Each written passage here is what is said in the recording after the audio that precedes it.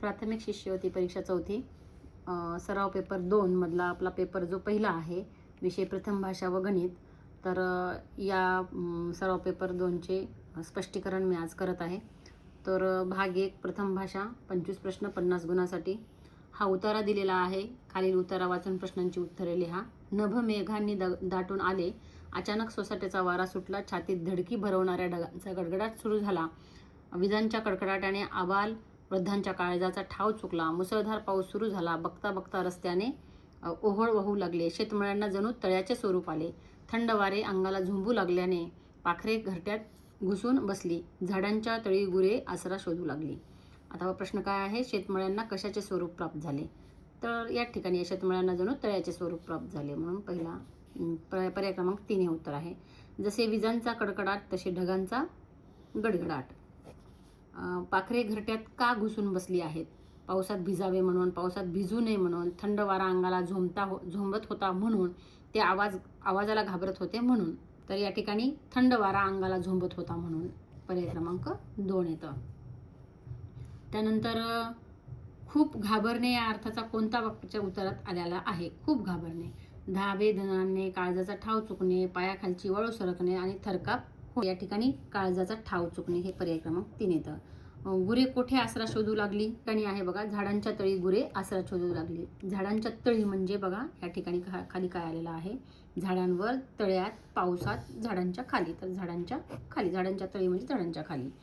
तर या ठिकाणी बातमीचं लेखन दिलेलं आहे.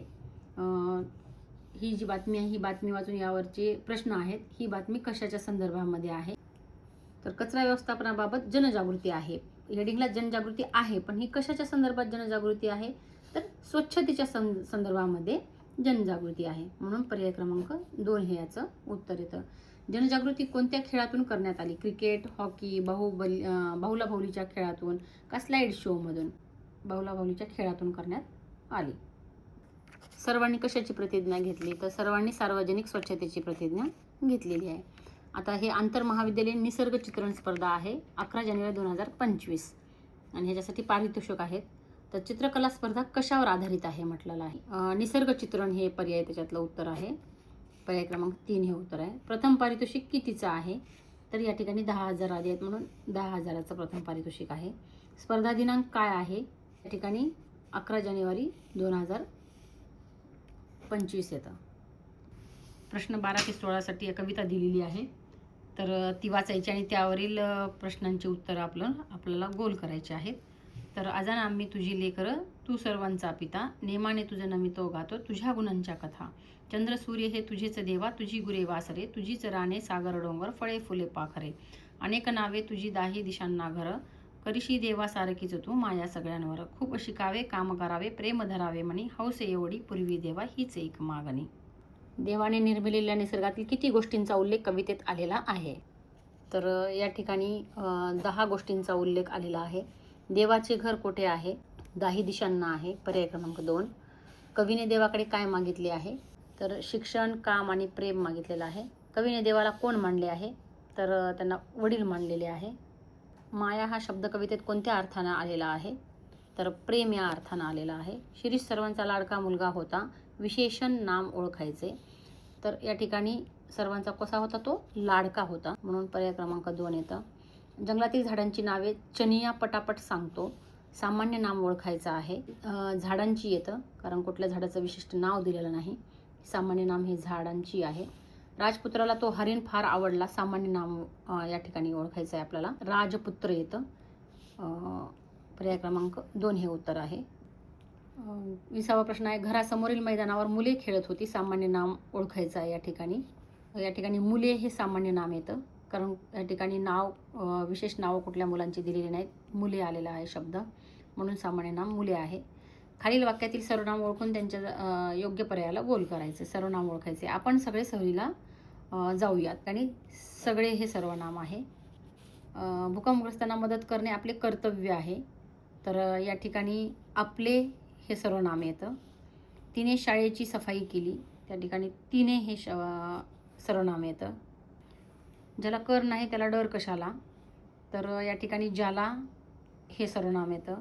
कोण आहे रे तिकडे? या ठिकाणी सर्वनाम कोण येतं. भाग 2 गणिताचा झालेला आहे सुरुवात. आपल्याला 50 प्रश्न आहेत 100 गुणासाठी. 2 विषम संख्यांची बेरीज ही नेहमीच डॅश डॅश संख्या असते. 2 विषम संख्यांची बेरीज ही नेहमीच सम असते. पर्याय क्रमांक 2 येतं. खालीलपैकी समसंख्या कोणती आहे? तर समसंख्या ही या ठिकाणी पर्याय क्रमांक 3 ही येते, कारण ज्या संख्येच्या एकक स्थानावर 0, 2, 4, 6, 8 यापैकी कुठलाही अंक असेल तर ती समसंख्या असते. चढत्या क्रमाने संख्यांची मांडणी केली असता शेवटचा अंक कोणता येईल? तर या ठिकाणी बघा सर्व 14,000च्या संख्या आहेत. इथं 14,355 आहे, त्यानंतर 500, नंतर 700 आणि नंतर 900. चढता क्रम लावला तर शेवटून 900च येणार आहे शेवटची संख्या. आणि आपल्याला सांगितलं की शेवटचा अंक कोणता येईल म्हटलेला आहे. 14,937 येतं. म्हणून पर्याय क्रमांक 4 हे त्याचं उत्तर राहील. खाली दिलेल्या संख्यांपैकी कोणती मूळ संख्या नाही म्हटलेलं आहे. आता 31 मूळ आहे, 23 मूळ आहे, 19 मूळ आहे, पण 6 हे मूळ आहे का? नाही. म्हणून जी नाही मूळ संख्या ती आपल्याला ओळखायची होती. पर्याय क्रमांक 4 येतं. खाली दिलेल्या संख्यांपैकी कोणती संख्या सममूळ संख्या आहे म्हटलेलं आहे. तर या ठिकाणी 2 ही सममूळ संख्या आहे. त्यानंतर आपल्याला इथं 40,000, 4,000, 440 आणि नंतर 4 दिलेला आहे.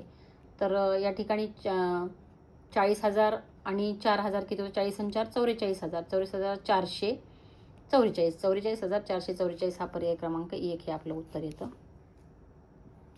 अशा गणिताला करत बसायची गरज नाही. हे 40,000 आहेत, हे 4,000 आहेत. 40मध्ये 4 जर मिसळते 44,000 होतात आणि 44,000मध्ये हे 40 आणि 4 44 होतात आणि हे 400 444 44,444 असं ह्याचं उत्तर येतं.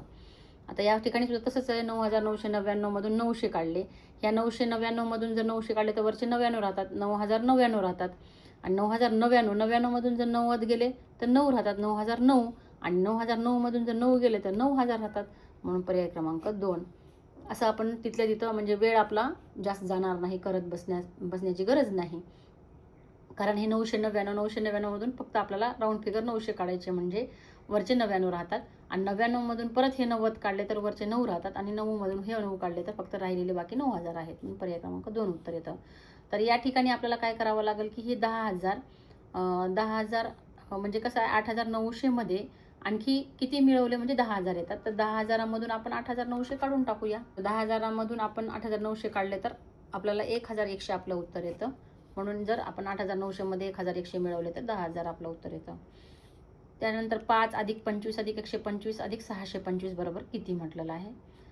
या ठिकाणी 600 हे 700 होतात आणि हे 25 आणि 25 50 होतात, 750 होतात आणि हे किती 30, 750 आणि 30 किती होतात 780. तर या ठिकाणी पर्याय क्रमांक 4 हे उत्तर येतं. वरच्यावरही बेरीज करायची, करत बसायची गरज नाही. तर या ठिकाणी काय आहे आपल्याकडे बघा, 1,00,000मधून 45,999 काढायचे आहेत. वजाबाकी करून याचं उत्तर येतं आपल्याला. तर या ठिकाणी 54,001 हे उरतात वजाबाकी केल्यास. अपूर्णांकाचा चढता क्रम लावायचा आहे. तर या ठिकाणी सगळ्यांचे छेद समान आहेत आणि ज्याचा अंश मोठा तो मोठा येतो. या ठिकाणी आपल्याला काय करायचं, चढता क्रम लावायचा आहे. पण आता जर चढता क्रम लावला तर हाच क्रम येणार आहे. कारण का, तर ज्याचे छेद समान असतात आणि ज्याचा अंश मोठा असतो तो मोठा अपूर्णांक असतो. आणि आपल्याला चढता क्रम लावायचा असल्यामुळे सगळ्यात लहान 9, नंतर 13, नंतर 15, नंतर 29 पर्याय क्रमांक 3 मध्ये आपल्याला दिसत आहे. 30वा प्रश्न काय म्हणते की आपल्याला चिन्हाचा वापर करा. तर या ठिकाणी कोणतं चिन्ह येईल, 13/7 आणि 2/7. तर आपण आताच पाहिले की छेद समान असल्यानंतर ज्याचा अंश मोठा तो मोठा अपूर्णांक असतो. मग या ठिकाणी आपल्याला हे चिन्ह येईल. तर पर्याय क्रमांक 1 हे आपलं उत्तर येतं. या ठिकाणी आपल्याला वजाबाकी करायची आहे. छेद समान आहेत त्याच्यामुळे वजाबाकी होऊ शकते. 24 मधून 21 गेल्यानंतर 3 उरतात, तर 3/41 याचं उत्तर येतं. म्हणून पर्याय क्रमांक 3 हे आपलं उत्तर राहील. त्यानंतर या ठिकाणी छेद सर्वांचे समान आहेत. बेरीज सोडवायची अगोदर आणि नंतर वजाबाकी करायची. तर या ठिकाणी या दोघांची अगोदर बेरीज करून घेऊन आलेल्या बेरीजमधून 5/17 जर काढलं तर 27/17 हे आपलं उत्तर येतं. आता 15 किलोमीटर बरोबर आहे किती मीटर, तर 1,000 मीटरचा 1 किलोमीटर होतो. तर 15,000 मीटरचा 15 किलोमीटर होतो.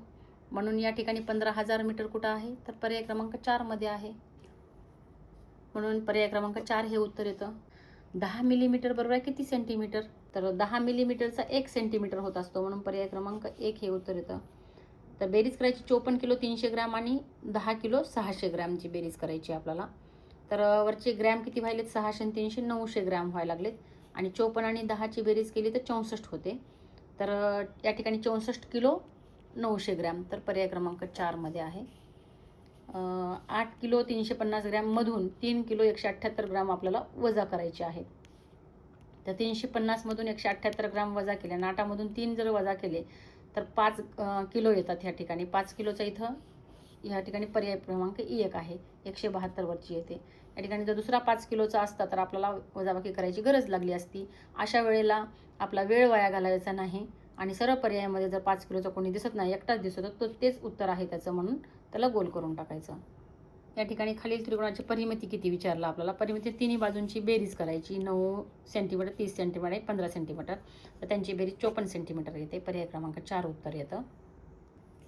समभुज त्रिकोणाच्या एका बाजूची लांबी 20 सेंटीमीटर आहे, तर त्रिकोणाची परिमिती किती विचारले. समभुज म्हटलेलं आहे म्हणजे सगळ्या भुजा समान आहेत. म्हणजे एक 20 सेंटीमीटर आहे तर त्याची दुसऱ्या दोन्ही पण त्या 20-20च आहेत. म्हणजे तिन्ही त्याच्या बाजू ज्या आहेत त्या समान आहेत. समभुज आहे तो त्रिकोण, तो तिन्ही बाजू सारख्या असतात त्याच्या, म्हणून 20 आहे तर 20 अधिक 20 अधिक 20 म्हणजे 60 सेंटीमीटर येतं उत्तर. खालील आकृतीचे क्षेत्रफळ काढा. तर या ठिकाणी काय सांगितले आपल्याला, प्रत्येक छोट्या चौरसाची बाजू ही 1 सेंटीमीटर आहे. याची बाजू 1 सेंटीमीटर आहे म्हणजे असे चौरस किती आहेत पहा. 1 2 3 4 5 6 7 8 आहेत म्हणजे 8 सेंटीमीटर. 8 चौ सेंटीमीटर येतं. तर या ठिकाणी पर्याय क्रमांक 3 हे उत्तर येतं. चौरसाचे क्षेत्रफळ बरोबर काय म्हटलेलं आहे. चौरसाचे क्षेत्रफळ बरोबर आहे बाजूचा वर्ग. बाजूचा वर्ग काय आणि बाजू गुणिले बाजू काय, म्हणून पर्याय क्रमांक 3 हे उत्तर येतं. आयताची बाजू 4 सेंटीमीटर लांब आणि 3 सेंटीमीटर रुंद आहे, तर आयताचं क्षेत्रफळ किती म्हटलेलं आहे. आयताची परिमिती असते तर 2 कंसात लांबी अधिक रुंदी, पण आयताचं क्षेत्रफळ विचारल्यामुळे आयताचं क्षेत्रफळ आहे लांबी गुणिले रुंदी. लांबी किती दिली 4 आणि रुंदी किती दिली 3. 4चा आणि 3चा गुणाकार, लांबी गुणिले रुंदी म्हणजे 4 गुणिले 3, 4 त्रिकम 12, म्हणून पर्याय क्रमांक 2 हे आपलं उत्तर येतं. या ठिकाणी आपल्याला चौरसाची लांबी दिलेली आहे 100 मीटर आणि चौरसाचं क्षेत्रफळ विचारलं आहे. चौरसाचं क्षेत्रफळ हे बाजूचा वर्ग आहे. लांबी दिली म्हणजे त्याची एक बाजू सांगितलेली आहे 100 आहे, म्हणजे 100चा वर्ग येतं. 100चा वर्ग काय येते तर 10,000, म्हणून 10,000 मीटरचा वर्ग हे पहिला पर्याय आपल्याला त्याचं उत्तर येतं. 50वा प्रश्न आहे 67 वजा 15 गुणिले 4 वजा 7. तर अशा वेळेला या ठिकाणी आपल्याला अगोदर गुणाकार सोडून घ्यावा लागतो. तर गुणाकार सोडत असताना काय येतं की 67 वजा 15 चोक 60 येतं. तर अगोदर ह्या दोघांचा आपल्याला वजाबाकी करावी लागेल. 67 मधून 60 गेले तर किती राहतात, 7 राहतात. आणि 7 नंतर हे 7 वजा 7 केलं तर या ठिकाणी किती येतं, 0 उत्तर येतं आपलं. तर अशा वेळेला मुलं काय गोंधळ करतात की अगोदर वजाबाकी सोडवून घेतात आणि नंतर सिरियलला गुणाकार सोडतात, पण आपल्याला तसं करायचं नसतं. तर त्यामुळे इथं अगोदर गुणाकार सोडून घ्यायचा. गुणाकार घेतल्यानंतर मग जे अगोदर वजाबाकी आहे त्याचा गुणाकार आणि ही वजाबाकी अगोदर सोडून घेऊन नंतरची वजाबाकी सोडवली तर या ठिकाणी उत्तर आपलं 0 येते, म्हणून पर्याय क्रमांक 2 हे आपलं उत्तर येतं.